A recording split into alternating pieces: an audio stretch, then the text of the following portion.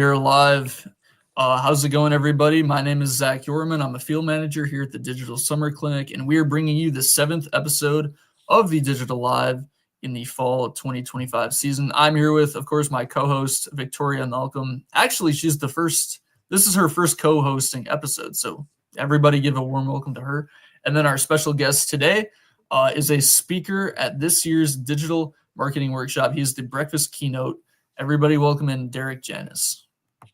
Thank you so much for being here, Derek. Thank you to everyone for tuning in.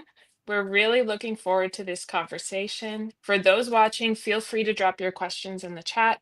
We'll get to them during our Q&A section later on. To kick things off, Derek, would you mind introducing yourself and telling us a little about your experience as a professional? Yeah, absolutely. So I'm currently of a company called AcqurieUp, and we primarily serve financial professionals and really financial advisors more than any other professional. But what we do is we help them grow their businesses through seminar marketing as well as marketing technology that we've brought to market. But from a broader lens perspective, I've been a marketer for just a little over 20 years now. Started way back in the early 2000s. And went through a series of entrepreneurial efforts. The most notable of which was I sold a bit of publishing space in 2000, and then moved into the industry. And then from there, I found myself at General Motors, where I was for about 8 years, and now at AcqurieUp as I've sort of worked through my career.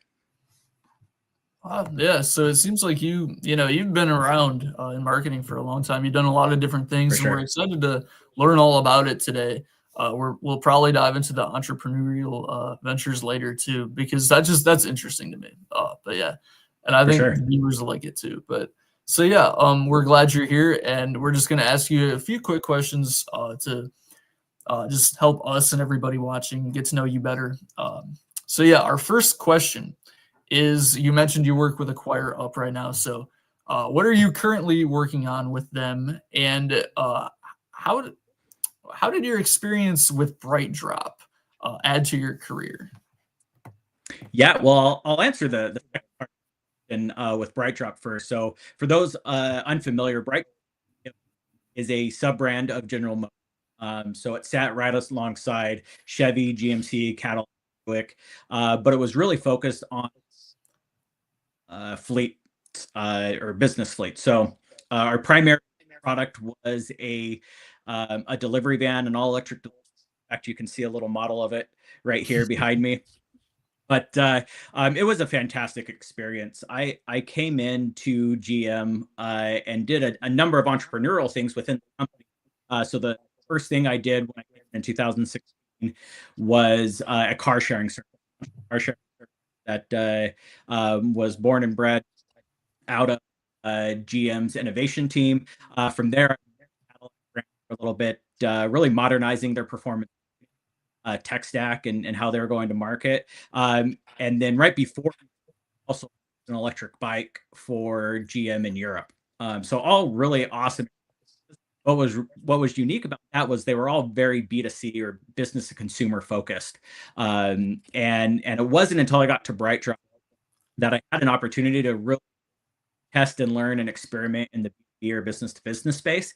And that really helped me. I then had the opportunity to come into AcqurieUp. So from a B2B perspective, it allowed me to gain experience for things like long sales, multiple decision makers, and then my brand's value proposition to that of third party organization. I was selling to groups of people and not a single person.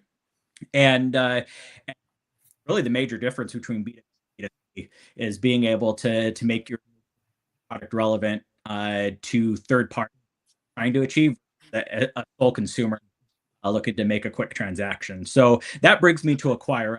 We are a B2B brand, like I mentioned before. Financial advisors grow their businesses primarily through seminar marketing, but we do that through really awesome technology and data-driven strategy. And then BrightDrop, I was selling to multi-million-dollar organizations. At AcquireuP, our core customer is usually a business owner. They're financial advisors who run their own firm, their own business. Maybe they've got a handful of employees. Rarely is it more than a couple dozen. And so these sales cycles, these purchasing decisions are much more emotional than what we saw when I was selling to FedEx, UPS, just a few years ago. And these entrepreneurs, these business owners, they're sweating and bleeding for their organizations, and so we have to do the same. We have to be just as involved in their growth as they are successful. And so right now, what we're I guess let me take one step back. So seminar marketing, just as general awareness, it's where a financial advisor puts on a seminar. They get a group of people, usually around 20 to 25 folks, who are interested in some financial. Our most popular things are like estate planning, taxes and retirement, Social Security, things that folks in 50 to 65 years old range are really needing some help on. And so we put on these seminars. Our job as AcquireuP, get budget seats to get folks not interested in the seminar, and then our financial advisors, our clients, use those seminars as a jumping point for bringing on new clients and assets under management. So there's a lot of different ways. The core position of AcquireuP is that we do this through data and we have some really bleeding edge technology brought to market that allows for financial advisors to not only understand who is registering for their seminars, but then help convert them into lifelong clients afterwards. And this is in today's age, as AI scales, we find that our financial advisors are typically being asked, hey, I asked GPT what my tax strategy should be. Can you confirm that this is accurate? And so consumers are getting more AI savvy, but they still want that human connection. They still need that human trust factor. Okay, yeah, what the robot is getting. And so we allow our advisors to create that human connection. And that's what's really key, is bringing the human element of financial through these IRL activations and seminars, so that they can grow their client base, grow their business, and make lifelong out of those who come through their door. Wow. Yeah. It sounds like you've had a really diverse experience in the field throughout the last 20 years. For sure. From your perspective, how would you say that the field has evolved during your career? Well, this will date me a little. When I first came, very first job was it was like right as SEO, or search engine optimization, was getting off the ground. Google, was a few years old. They were becoming the dominant player, and it was really about understanding how we could show up appropriately in the search results. Again, I was trying to think back to that first job, and it was only maybe a few months after Google AdWords had launched. So Google AdWords is obviously the ads that show up in the search engine results. And it was such early days that we were able to buy some really, really high intent keywords for like 20 cents a click. We didn't understand how easy and how great we had it at the time, because it was all new. But if you think back to sort of only being SEO and even just AdWords driven, things have changed so much since then, especially with the advent of social media and algorithms and programmatic media. And with those advances in the industry, the marketing and the industry has gotten faster. It's more targeted, it's more data driven, but it's also become less transparent over the last few years. And this is particularly true when it comes to things like Meta's algorithm, bot activity. As a marketer, you really have to be on top of that. And also, it's become more expensive over time. So you have to be better about understanding what's working, what's not working, and then driving dollars towards optimizing those things that are. And the best way that I can describe to do that is to be able to think with both your brain and your heart as a marketer. So in order to activate your marketing effectively, you have to understand from a heart perspective, thinking with your heart, like the ever-changing zeitgeist of social media trends. You have to understand what's culturally relevant. You have to understand, even from a B2B perspective, because you're still selling consumers. They're just thinking with their business brain or their corporate brain instead of their personal life brain. And so you have to understand what the pulse of the culture is like, and that comes from the heart. However, as a marketer today, you also have to be able to think with your brain, to have like proficient data analysis, strategic thinking. You kind of have to marry the two together. And even I have several creative folk on my team. I work with a lot of creatives, and even if you're painting pixels, as it were, you've got to understand how those pixels are going to market and how they affect the messaging, ultimately the result and revenue and growth of your company. And a really good example of this, I think, in what we're seeing is an AI. Marketers who only rely on their brain or only rely on art, they struggle in their careers, and I think we're seeing this with AI as well. And I think rightfully so. Marketers are concerned about, is AI going to take my job? Is what I do going to be replaced by a robot or an LLM or whatever it might be? But I'm a firm believer that it's not. Marketers won't be replaced by AI, but marketers who don't use AI will be. So as marketers, we have to experiment, we have to test, we have to find out how AI can make us better, faster, stronger on a daily basis, and optimize what we're doing and what we're looking for, or else we will fall behind, and then we will be replaced by artificial intelligence.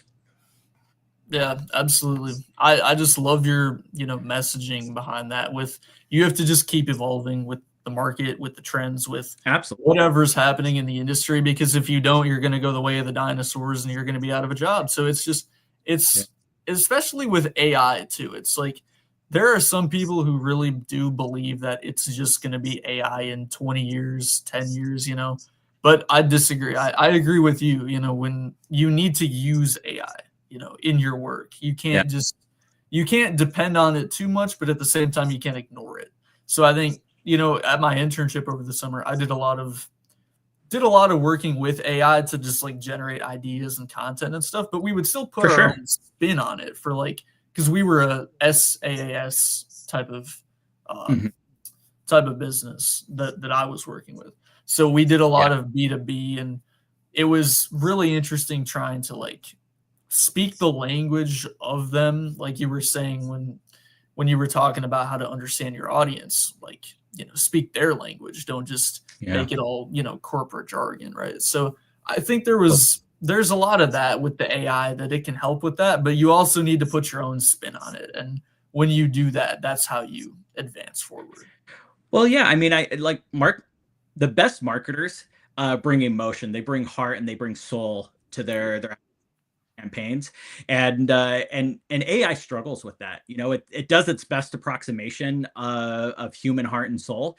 And I think as consumers, I think as businesses, we're becoming, as we adopt AI, we're also getting better at spotting what is AI generated. And because it doesn't have that heart in the soul. So, I just like you, Zach, I use AI all the time from a idea generation perspective or organization perspective, or even to help scale creative at times. We leverage AI in multiple ways at AcqurieUp on the marketing team. But at the end of the day, we don't put anything out the door that doesn't have the heart and soul of our brand, that doesn't tell our story in the right way. And as of yet, I mean, AI is getting smarter, so maybe it'll get there someday. But as of yet, we have to provide that heart and soul. Chat GPT, all the other platforms, it just doesn't provide it for us in the way that we need it to. Yeah, 100%. Especially in the way that you said, you kind of like to get people involved at seminars and various things. So you already have that human connection. And then it would just seem kind of cold if they go online and it's just all AI slop. And, but yeah, that's the thing, is like you guys have like positioned yourself in a very good spot with that. I think from a marketing perspective, but yeah. What was that? Oh, it's been very intentional the way that we've gone to market and how we've applied AI to our business. Yeah, absolutely. So that brings us to our third question. You are going to be the breakfast keynote of this year's digital marketing workshop at Eastern Michigan University. So, what are you looking forward to most about the digital marketing workshop? Yeah, quite honestly, I'm most excited to hear from the other presenters. I look a great list of presenters, and there's some really awesome people on there. I'm probably the least of which will be presenting, but it's really cool to see such amazing folks from world-class brands that you guys are bringing to the table and bringing to the conversation. And I'm really excited to hear how they're tackling the heavy burden of not only identifying who their target audience is and their behaviors and what drives decision making from a purchasing standpoint, but how they are effectively speaking to them and telling their brand stories. I'm a firm believer in like the best story wins, and I'm really excited to hear how these great marketers and brands are telling their story and showing up relevant in the market and to their audience. I think that's going to be a lot of fun to hear from them. Yeah, absolutely. What did you just say? You said the best story wins. I think that is massive. I've never heard that before, but that is so true. Just but our current CEO at AcqurieUp first told it to me, and just like you, I heard it and I was like, holy cow, yeah, that absolutely makes sense. It's so succinct and so true. Yeah, 100%. So that brings us to our Q&A, and we don't have any questions in the chat, so I'm just going to ask a question. What like entrepreneurial ventures did you explore when you were getting into the field? Yeah, so my entrepreneurial efforts first started way back in high school. I grew up or at least went through high school in Dallas, Texas, and so we had a pool in the backyard, and I did swim lessons. Me and my sister ran a swim pool out of our backyards in the summer, and essentially paid for our education doing that swim school. From there, I did myriad different things, all the way from selling toilet seat lights through an online store when e-commerce was first becoming a thing, to building fences. And then ultimately I ended up dropping out of my undergrad program to start the business in the book publishing industry. And it was in 2009, right after Steve Jobs announced the iPad and the Kindle was starting to take off. And me and a buddy of mine identified that, hey, there's these huge backlogs that these publishers have that are going to need to move to these digital formats for things like the Kindle and the iPad. So we created a platform and technology that basically took the InDesign files, took the book manuscript file types, and then automatically converted them to things like EPUB, PDF, the different types of formats that these readers were going to need. And that's what I ended up selling in 2011. And then even from there, my next role was it was a smaller digital marketing agency out of Salt Lake City, Utah, that was focused on digital marketing in the technology space. So some of our clients were folks like Adobe and Symantec. Siemens was another one. And then some of you may be aware of a brand called Domo. They're like a marketing data platform. We were able to launch them. It was a lot of fun. But one of our best clients was a company called Sidecar out of San Francisco. They were sort of the OG ride sharing startup, even before Uber and Lyft. And when they were a client of ours, they were purchased by General Motors. And it was at that point that then I got connected with General Motors, and they asked me to come over. And that's how I ended up at GM, and you guys heard the rest of the story already. But it's been a lot of fun. Being an entrepreneur is tough. It's emotional. It's stressful, but it can also be super rewarding when it goes well. Wow. I mean, you gave us like a perfect example of finding the need and just like rising to the moment with your book publishing. I don't hear you. I'm sorry. Okay. Zach, can you hear me? Yeah, she said something. She said, you give a great example of just like finding a need in the market and just like, you know, immediately like meeting it with a product. Yeah, I mean that's job number one as a marketer, right? Finding that need and then figuring out how to position your product or your service accordingly that it's a no-brainer for folks. Yeah, absolutely. For sure, for sure. Yeah, so I think all of that was fantastic. And before we wrap up, I just want to say thank you for everybody who tuned into our digital live today. And a big thank you to you, Derek. It was so great having you on. I don't know if you can hear me. I don't think he can hear you. All right, I'll take over. I'm sorry. Sorry, Victoria. That's so all right. A big thank you to Derek. It was great having you on. So yeah. Appreciate it.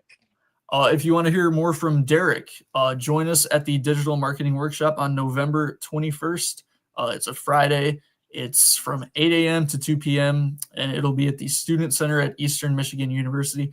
Get your tickets at bit.ly/DMW-general. The link is down below in the description. And if you want to stay up to date on our events or digital lives this fall, tune in. Actually, just give us a follow or subscribe on YouTube. And yeah, our next digital live will be on November 3rd at 5:30 p.m. with Nick Woods. So thank you for joining us, Derek, and we will see you all next time. Thanks for having me. See you there.